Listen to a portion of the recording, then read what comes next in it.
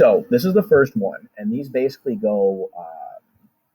There's a few things that go into this. Number one, there's a abbreviation and kind of a short version of everything. Number two, the reason that these things work is because you can only get one triangle when you know these three things are true, meaning these three sets of pieces of information that are true force everything else to be the same.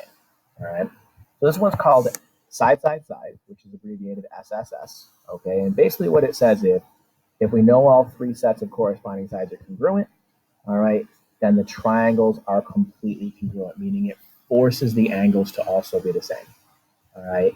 And the reason this works, and again, there'll hopefully be a little video embedded in here that I have off of that I have on YouTube that shows you exactly why this happens. All right. And there's different programs that can show it to you, and it takes some time.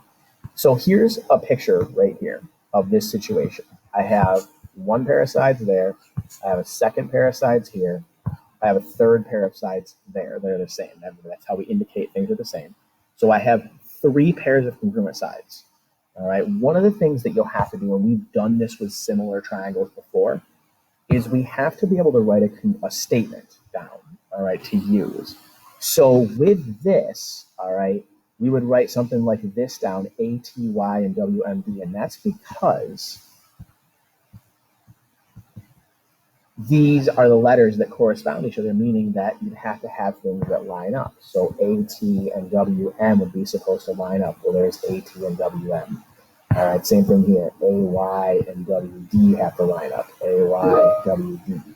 So that means that those things all match up, and that would be an acceptable way to write those letters.